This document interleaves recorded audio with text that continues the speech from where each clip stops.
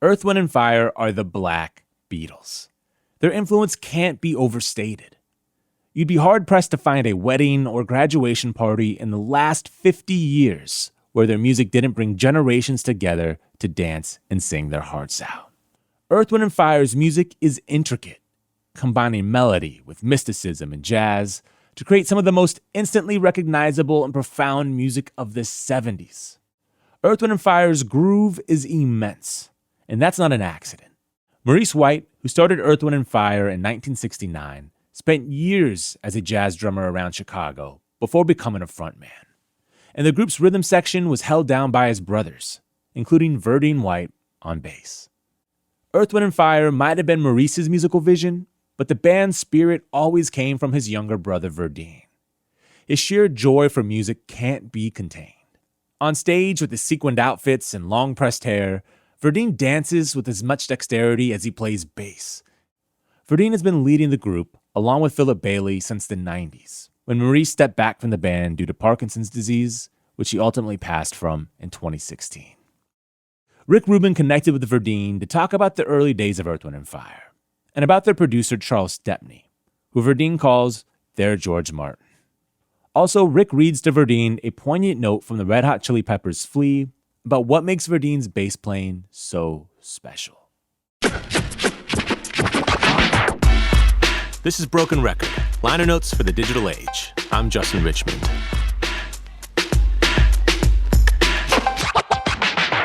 Here's Rick Rubin and Verdine White. What's happening? Good to see you. Good to see you too. How are you, my friend? Very well. How are you? I'm fantastic. So good to see you. Yeah, I wanted to, I was just talking to Flea about that we were going to be speaking. I want to read to you what he said. What'd Flea say? He said Verdine was a guy who played massive pop hits where he rocked virtuoso bass playing in the context of memorable grooves.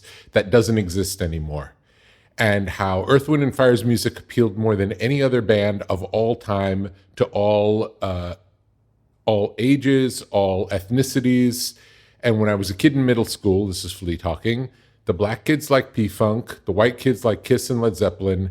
Everybody loved Earth, Wind, and Fire. Old, young, black, white, Mexican, Asian. Amazing, and a thing I've always strived for based on Earth, Wind, and Fire. Oh, wow. Isn't it beautiful? It's heavy. I love Flea. I've known Flea for a long time, you know? Yeah. How much do you guys practice historically? When we do sound checks every day. I never miss a sound check. When we do big production rehearsals, it's big. It's a lot. If rehearsals start at 10 o'clock in the morning, I am there at 9. If it starts at 11, I'm there at 10. If it starts at 4 o'clock in the morning, I'm there at 3 o'clock in the morning. I still do the same things. Those same rituals have never changed for me. Amazing. It brings up, were there any rituals that your band would do before you would go on stage? Was there any practices? Well, we still do, we call it the circle. We get into the circle, we throw everything out of the day, For us, it's the start of another day. You know how you meditate in the morning and then you meditate in the evening. It's really the beginning of another day. So we throw everything out and we tune in as to what we need to do. And we have honorary members sometimes that have come to our circle, Russell Wilson, he was in our circle one evening. Dionne Warwick was in our circle. And we invite people in sometimes to the circle because it's a sacred circle. Beautiful. And we say, for that night, you are in the band. You are part of the music tonight. And a lot of people want to get into the circle because they want to feel what we are feeling. And although we are all individuals, we all have different things, different lifestyles. When we get into that circle, we get into the earth, wind, the EWF, or the fire vibration, which we tune back into, my late brother Maurice. We tune in all the work he did, all the records we did, the late Charles Stepney, our arranger, producer, things like that. So we tune right back into Earth, Wind, and Fire. All those qualities, as we talk about, we buy into it.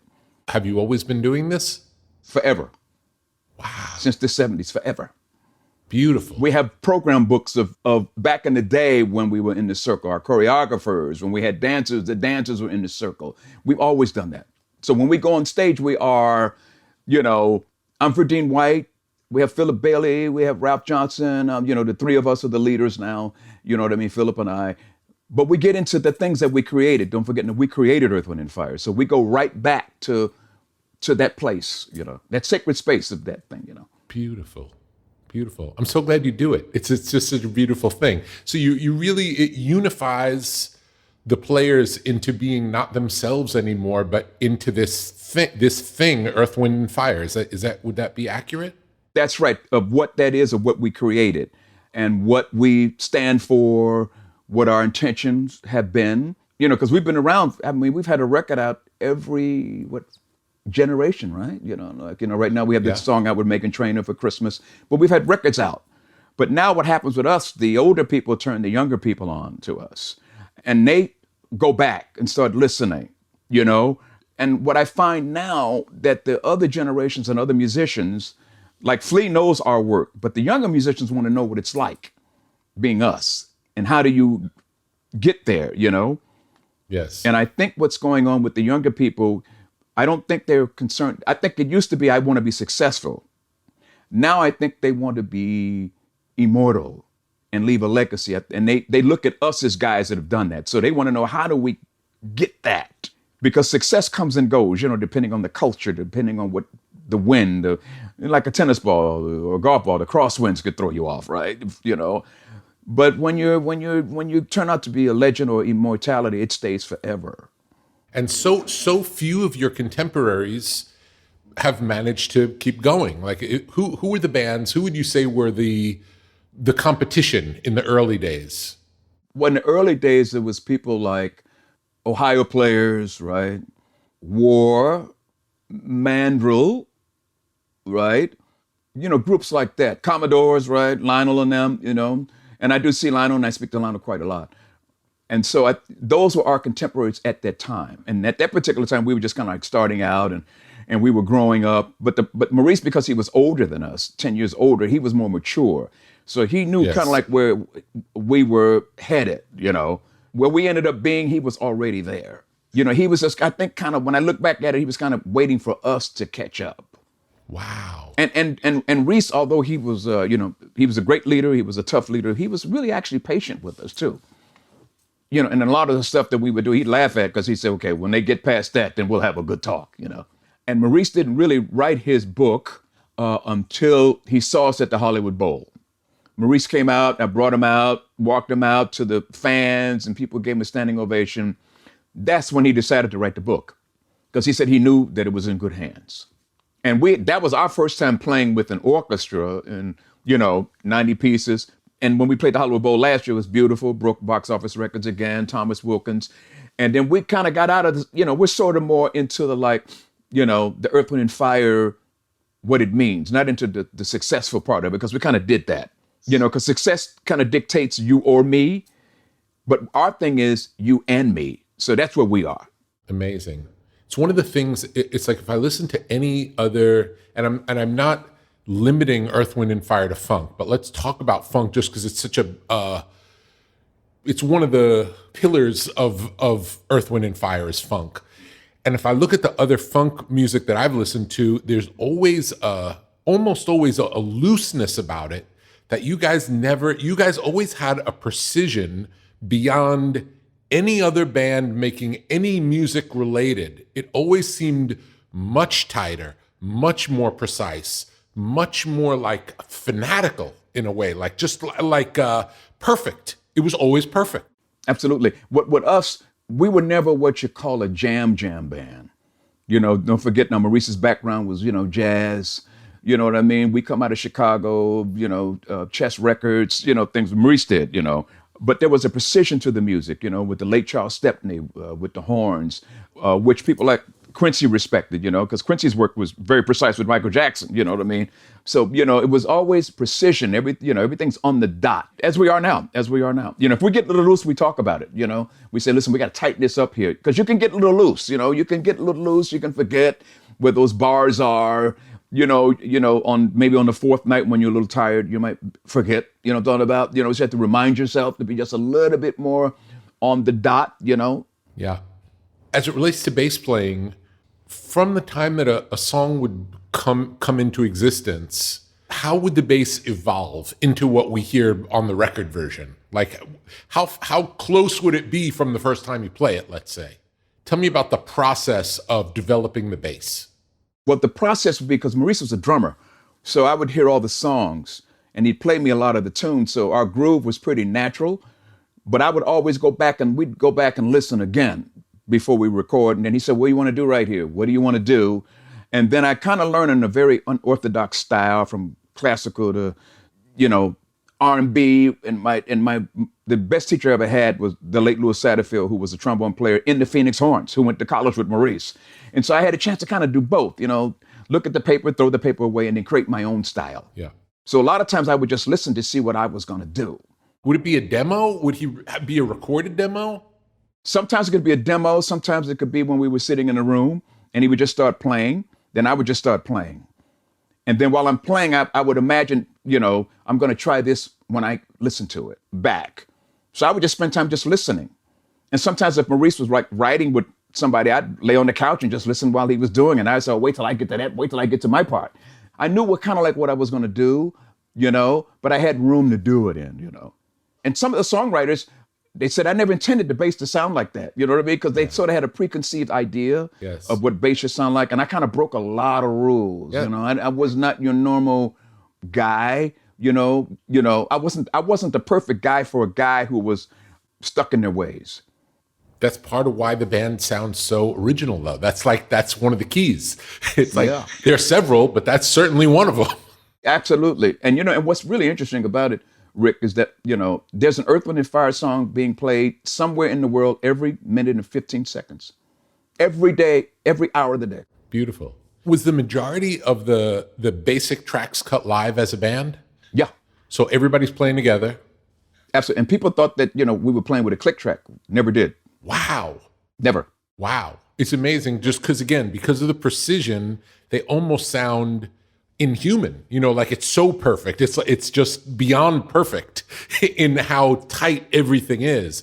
And the horns, that's another part of it, is like the horns are so fast and tight, and it's unbelievable. It's just unbelievable to hear that kind of precision.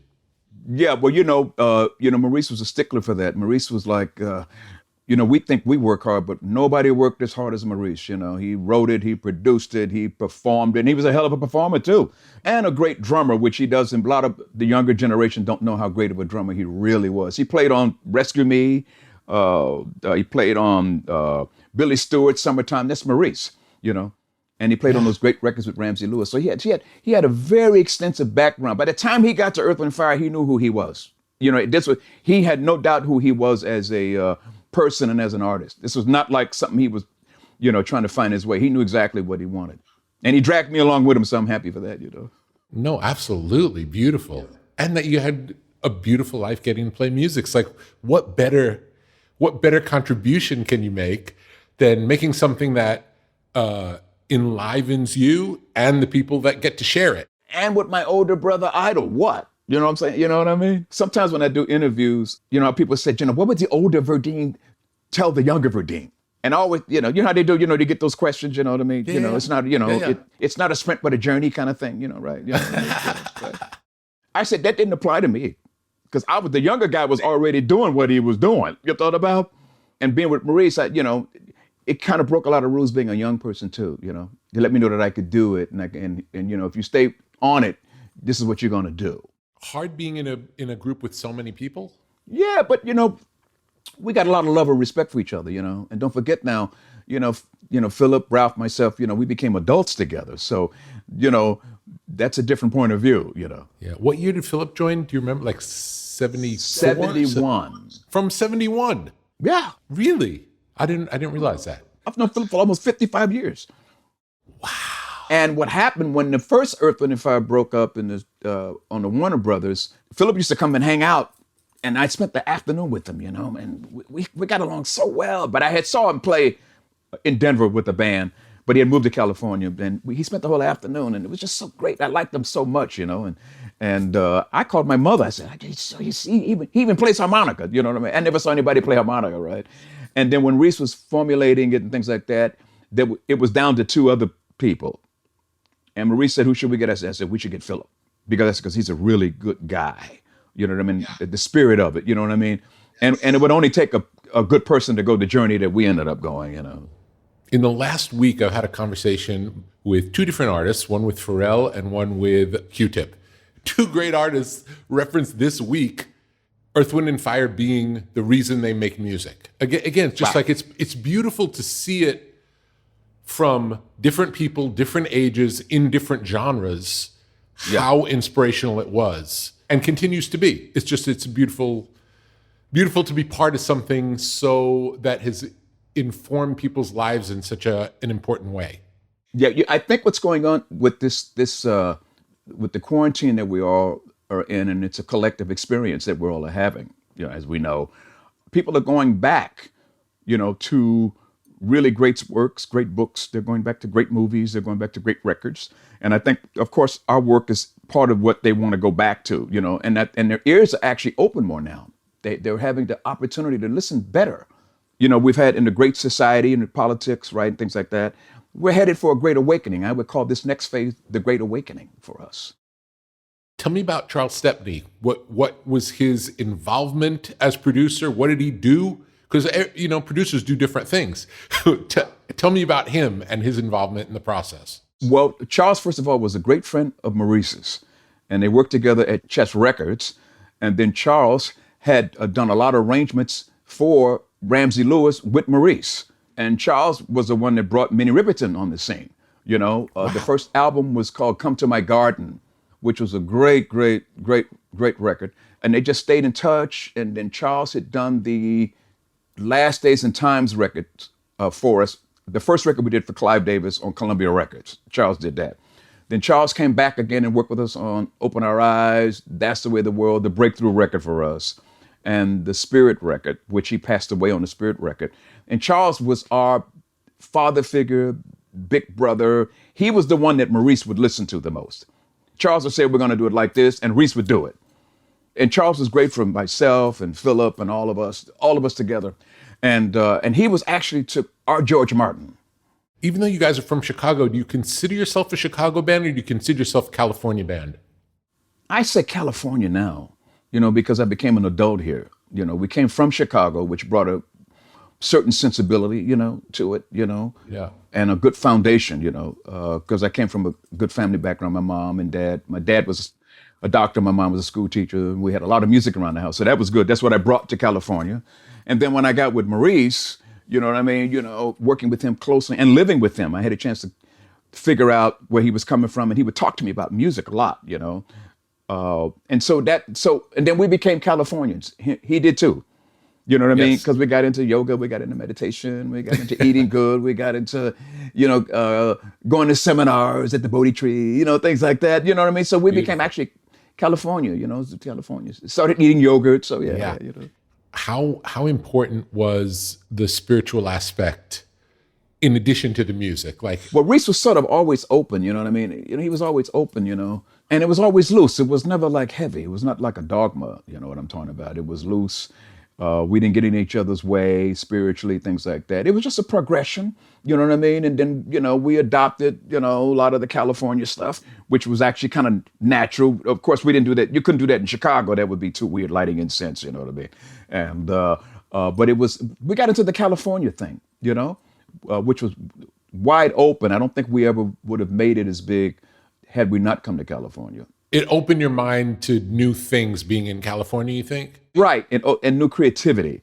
Because don't forget now, this is where everybody came. You know, this is where everybody is coming back to now, you know what I mean? Because of just the openness of thought, of possibilities, you know.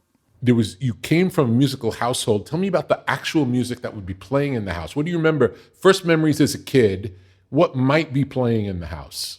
Anything. It was 9 of us, so it was noisy. So you get in where you fit in. And so in one room, my sister would be listening to the radio station WVON of Chicago. She used to listen to Purvis Spann, the blues man. My dad would be listening to Mahalia Jackson because he loved Mahalia Jackson, you know, things like that. My mom loved Lou Rawls, Live at the Copa, you know. And then me and my brother Monty and my brother Freddie, you know, we thought we were cool. So we would be listening to Miles Davis, Four and More, and Miles in the Sky. We loved that record. We were teenagers, so if you told people you listened to Miles Davis, you were cool, even if you didn't listen to it. The fact that you knew him. So we were the hip guys. We were cool, lighting incense in our bedroom. So that's kind of like what was going on. And my baby sisters were just babies at the time, but it was a lot of very free form household. Very free form. Was never. It was not that strict. It was actually, for that era, it was quite loose. You know what I mean? It wasn't like spankings. I'm gonna get you when I'm in spankings. Things like that. Also interesting for how eclectic the band was. To grow up in an eclectic household makes sense. It's like it makes sense because it was never, Earth, Wind, and Fire was never one thing. It always felt bigger than one thing. We may talk about funk being a backbone, but it was not just that at all. Where so many funk bands were just that. I would have to say a lot of those funk bands, a lot of those guys grew up together, probably buddies in school and things like that. But in our world, Maurice was the leader, so he had traveled around the whole. We hadn't been anywhere, so a lot of the things that he knew, he turned us on to him. So he turned us on to a lot of different philosophies that he was into and things like that. We went to Egypt, you know what I mean, and Maurice and I went to Egypt and Israel and things like that. So he was a world guy. He was a very different type of person. And then don't forget now, Earth and Fire was formulated. He formulated it in the '60s.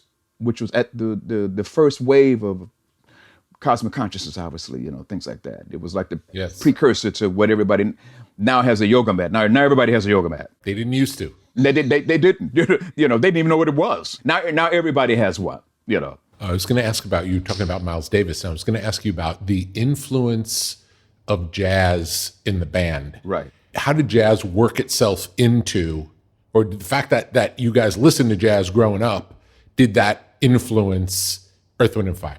Well, Maurice was the ultimate jazzer of the band, and Charles Stepney played jazz too, great jazz. So it was really good for us to kind of turn us on, and Philip and myself and Ralph and Ralph's a really big jazzer, really excellent, know about the history of jazz. Really, he's really the expert in the band of jazz, and Philip is too. And what was great about it for me, being around Maurice, but then I had a chance to hang out with Philip a lot. He would play me music, and us being the same age, he could maybe explain it to me what was going on. Whereas Maurice just threw us in there. You got to jump in and fit in, okay, because the music is taking off. And so I could say, hey, man, so what did he just say? So it was good that I had a chance to, grow in this band listening to jazz, because I sort of kind of caught the tip end of jazz playing upright to bass guitar.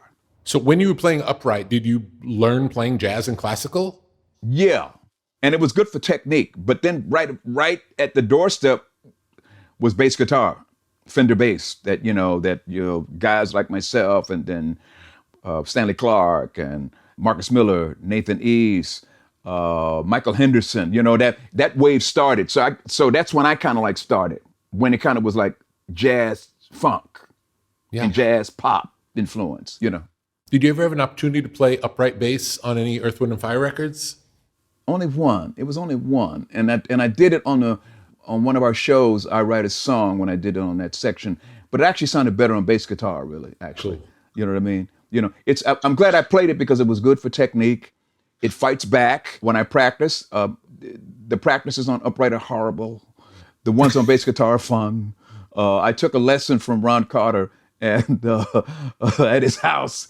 And it was a horrible lesson. He said, man, this was not good. This is not good. This is not good. I said, Sir Ronnie, I'm practicing. I said, but tonight you'll see what I really do. You know what I'm talking about? So he came to Madison Square Garden and he thought he was in the wrong. He thought he was at a basketball game. There were so many people. You know what I'm talking about? You know what I mean? So I said, Ronnie, this is what I really do. You know what I'm talking about? But I said, I love to practice anyway. And I wanted to have the opportunity of hanging out with Ron Carter and taking a lesson, even if it was horrible. So cool. So cool. So you've gotten to make albums consistently since, I guess, first album in 1970, 71. Is that about right? Yeah, 70, right. 70, 71, right. It's like 50 years, unbelievable. Yeah. And the technology keeps changing. Right. Popular music keeps changing. Tell me about your experience in watching the changes and reacting to the changes, either by swinging with what's going on or by not, like just choosing, well, this is what they're doing now, we're just going to do this instead. Talk to me about just what you saw, the changes in the way music has been recorded, let's say. Well, we've watched the changes, from we're at 4-track to 8-track, right? 24-track, right? We went through that phase, right? Yep. Which we watched, and we were part of that. Then we watched, of course, CDs, right? DVDs, all of those things, Pro Tools, you know what I mean? So it's just part of just the evolution. And I think that if you have a pretty much of a foundation, you can swing with it. I think if you don't have a foundation, you'll run to the technology and forget the music. Yeah. We had a strong musical background, so we could say, well, how did this fit into our music? Beautiful. Let's talk about James Brown for a minute. Okay. Was James Brown an important figure musically for Earth, Wind & Fire, would you say? Sort of like.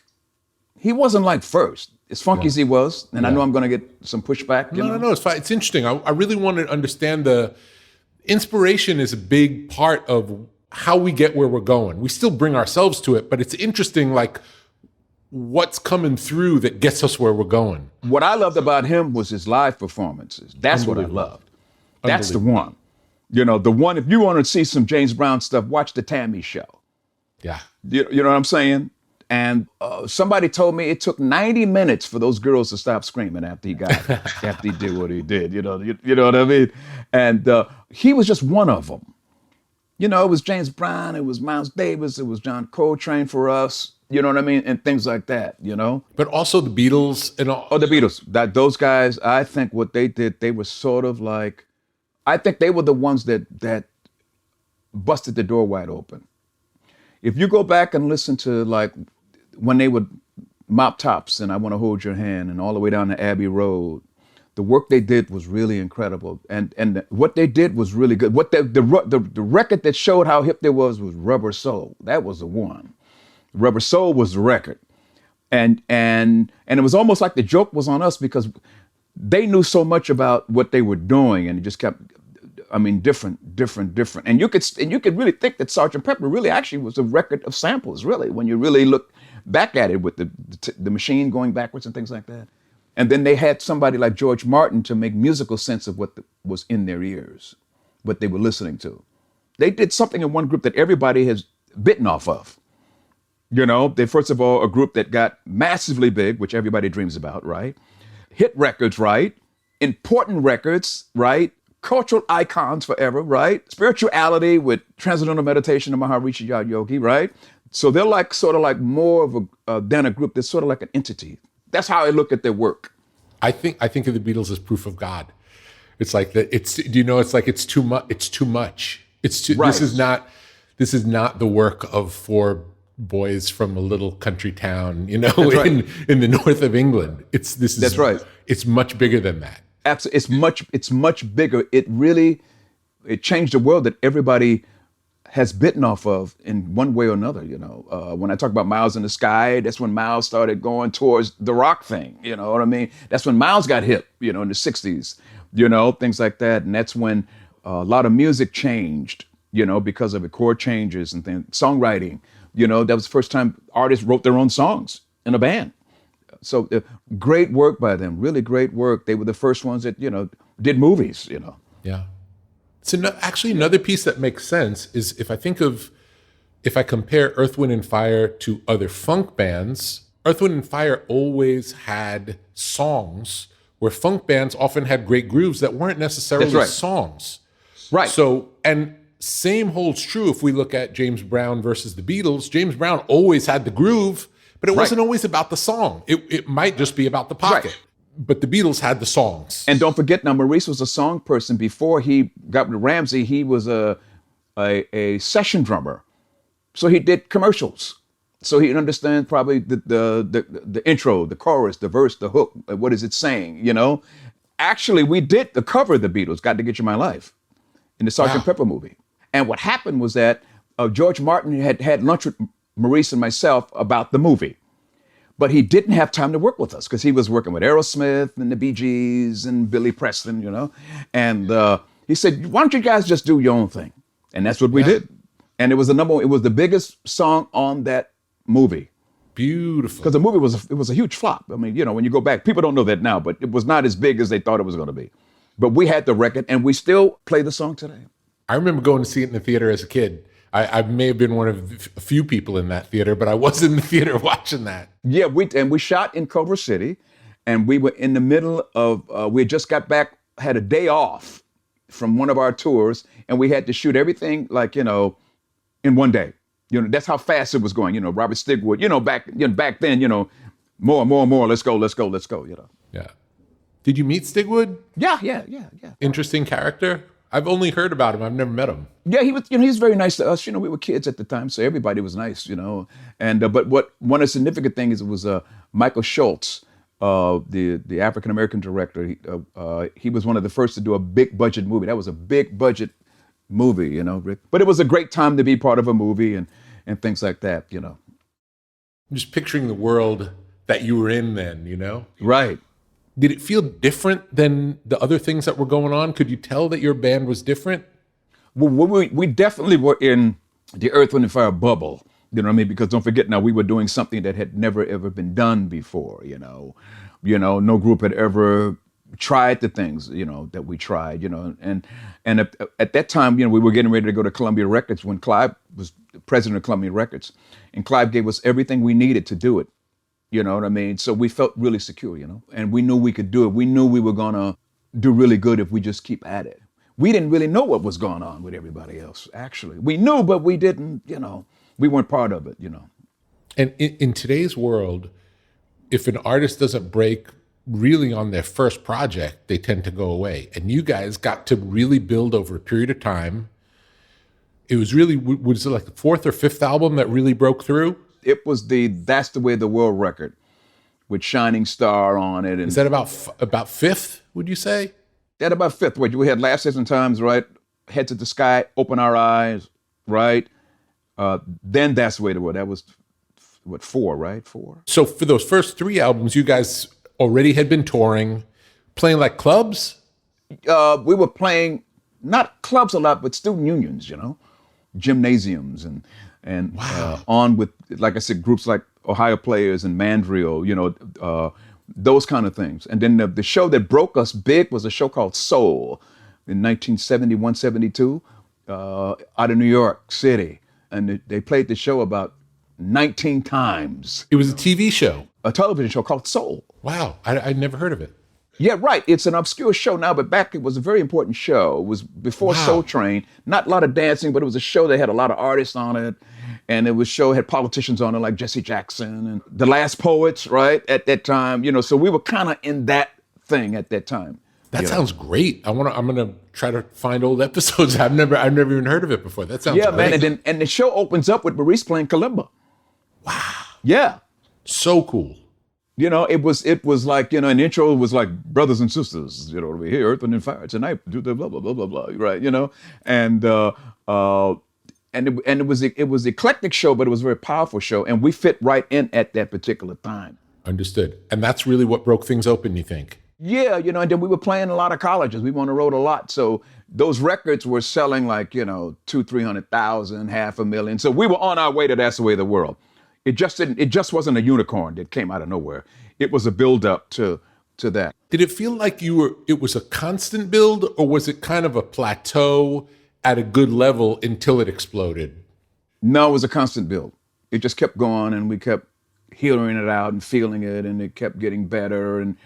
But it wasn't like a thing like, oh man, we got a big hit record. We just kept going. It was like we just kept growing, kept going. So then when things did explode, it seems like you'd be able to handle it better based on doing all the work leading up to it. Some artists, when good things happen really fast, they kind of flame out.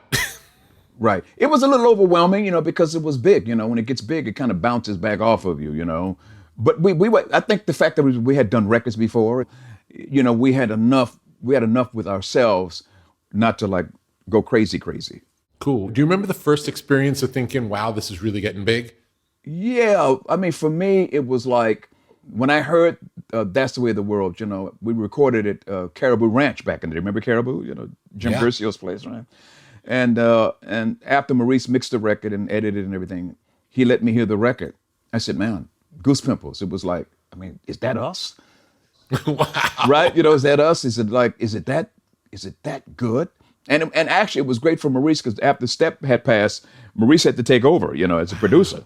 So so he had to wear like 3 or 4 hats. I'm talking about. And one of the things that I'd have to say, nobody who ever played drums came off the drums and ever did what Maurice ended up doing. And became an icon and became a musical leader and things like that, and helped the industry too. If it hadn't been for Maurice, there would have been African Americans doing concerts, and we actually had to keep up with him. He was just one of those rare people that really kind of knew exactly what he wanted. Even in the beginning of those records that we did that were not hits, the genesis of the sound was there. You can still hear it. It was there. The foundation of the sound. The transition from playing in gymnasiums to what was the next step after gymnasiums as things got bigger? Theaters, then arenas, then stadiums. And so when we play theaters and arenas and stadiums, now they're for different reasons. Like we did the classics with the Eagles and everybody a couple of years ago. So that was great, a lot of fun. A lot of that audience probably had never seen us before, on the stage with the Eagles. The arenas are good because they put our big production in there, so a lot of the people can see us on the big screens. Theaters are great because we get a chance to play longer, and we can play songs from some of the jazzier things in a theater because it fits the environment. It's like if you're going to watch, a great movie, it's better in a theater. Absolutely. I call it like in a theater, it's great. A lot of ghosts in those theaters, Yeah. I think you can hear the music better in a theater than in an arena as well. It's just it's a more musical experience. Yeah, well, that arena stuff is all show business. Yeah.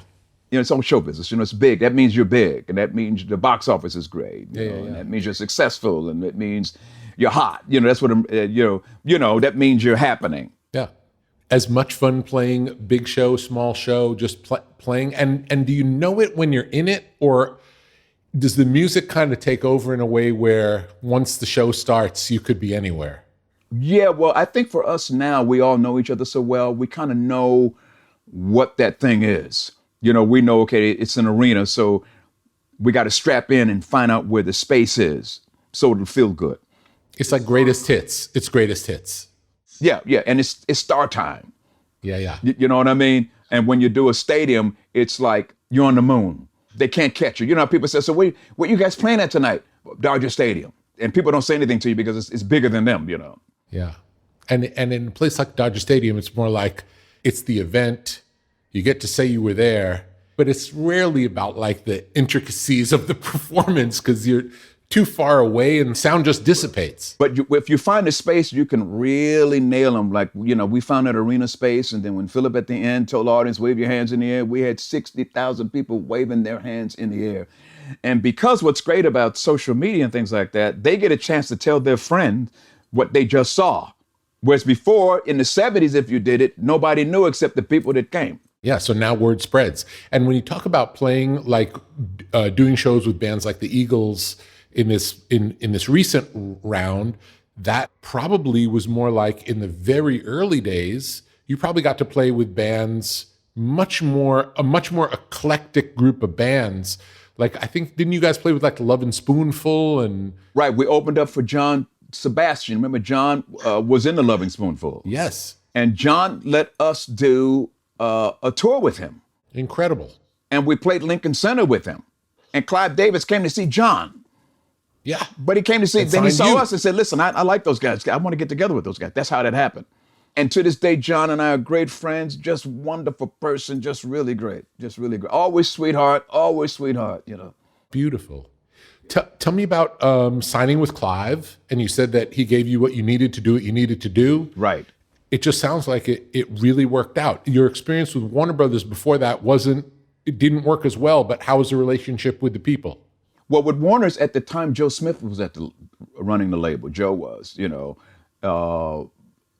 Mo was there, but Mo was actually doing reprise, Frank Sinatra's label. And that's when Mo came later, But we only did 2 records for Joe. And then Clive had heard about us. But Warner's, they weren't really ready. They weren't really ready for a group of color, you know what I mean? And Joe was cool. We got out of there, you know what I mean? And then Clive saw us, Clive bought the contract from Warner's. But Clive, he was, running CBS Records, and CBS Records was on fire, you know what I mean? You had Sly and the Family Stone. You had all those great groups, you know what I mean, that Clive had, you know what I mean? And he was the one that opened up that door for us, brought us to the Grosvenor House, in London, so everybody could take a look at us. And it was expensive. So really, Earth, Wind & Fire was like the great American experiment that worked. Yeah. Because it hadn't happened. Don't forget now, the only game in town was Motown, right? When you look at it, for where the African Americans could go to be successful. Absolutely. Of that nature, to be that big. Hadn't happened yet. It hadn't happened yet. What we did hadn't happened, So after we happened, then that's when you saw Funkadelics. That's when you saw Bootsy Collins. That's when you saw, probably James Brown was the only one in the 60s that got big. But he was by himself, though. He was the only game in town. And as we said, it wasn't based on, in my opinion, it wasn't based on the songs. It was just based on he had the sound that nobody had at that time. That's right. And then he was so great live that when they put him on the Tammy show and Ed Sullivan, lights out. So after, that, when we came along, it was a whole different generation of artists. And then don't forget now, African American radio had gotten big. You know what I mean? Went from AM to FM stereo. So you had great disc jockeys playing records like, the late Frankie Crocker that was breaking all those great records, but in different genres though. Absolutely. But you guys played on all radio. It wasn't just urban radio. You guys played on everything. I mean, right. I heard you on every station. But Clive was always great. And even to this day, we always get a big hug from Clive. We've done his the Clive Party a lot, and we've done his documentaries and things like that. And but always will be forever indebted because he gave us the big break that opened the door for us. Yeah, that stayed open. He's historically known for having a lot to say about songs. Would he get involved in that way, or would he just be supportive? At that time of supportive, I think when he went to Arista, that's when he got into it. Because Columbia was it was so big, it was so monolithic, big corporation. But he was there for us anyway, you know what I mean? Whatever we want to do, we could do it. And Clive loved Maurice, so it was he always trusted Reese. Beautiful. Tell me a little bit about your music listening habits now. I listen to everything. Sometimes I'll go back to the past to see if I still liked it when I liked it before, to see if my ears are on point. I'm having a chance to really do some nice work, Of course, we will do an Earth, Wind & Fire album at some point. But recently I've had a chance to work with my drummer, John Parris, from the band, and Neil Poe, great engineer, great producer, great writer. He just got nominated for 2 Grammys. So we get a chance to talk about music, chop it up, work on tracks, it keeps me active, things like that. And I still practice. I still, what I like about the quarantine, actually, it's really, it's been kind of cool because I've had a chance to really be creative, Absolutely. With no judgment on it, Yeah, absolutely. Have you ever played on anyone else's records? Oh, yeah, I did. Flow Rider, DJ Cassidy, a lot of stuff. And then what happens is when I work with other people, the session is like 3 hours, but they ask me questions and it turns into 11 hours. And when I saw Pharrell about a year ago, he was humming to me. When people meet me, they hum the songs. He was humming Running, They hum the songs. So it might start out as a 2-hour session, but they want to know everything, what was going on. What was, they want to know what the world was like. Yeah. They want to know what it smelled like, Yes. What it sounded like. So when I do sessions, they're like 11 hours, not because we're playing. They just want to, you know what I'm saying? It's so funny. And then now I'm getting adopted now. So if I work with an artist, they said, you know what? I'm going to make you my uncle. You know what I mean? And they said, anything I can bring you? You know what I mean? Could you want some coffee? But they want to know, which I think is really great. You know what I mean? That obviously they respect you enough to want to know what happened. I worked with LL Cool J, and he's great. Big muscles and everything. He did the introduction for us at the Kennedy Center Honors, and he said, man, I had a poster of all y'all stuff, man, in my bedroom, and I'm saying, wow, you're talking about? And then I said, listen, I got to take a picture because I need some street cred. Amazing. Thank you for talking to me about music and about your life, and thank you for making the world a better place. Thank you, man. And thank you for letting me be on your show. All righty. A pleasure, sir. Love you. Thanks to Verdine White for bringing us into his inner Earth, Wind & Fire circle. You can hear all of our favorite Earth, Wind & Fire songs on a playlist at brokenrecordpodcast.com. And be sure to subscribe to our YouTube channel at youtube.com/brokenrecordpodcast, where you can find extended cuts of new and old episodes. Also, follow us on Twitter at Broken Record. Broken Record is produced with help from Leah Rose, Jason Gambrell, Martin Gonzalez, Eric Sandler, Jennifer Sanchez, with engineering help from Nick Chafee, and is executive produced by Mila Bell. We're a production of Pushkin Industries. And if you like Broken Record, please remember to share, rate, and review us on your podcast app. Our theme music's by Kenny Beats. I'm Justin Richmond. Peace.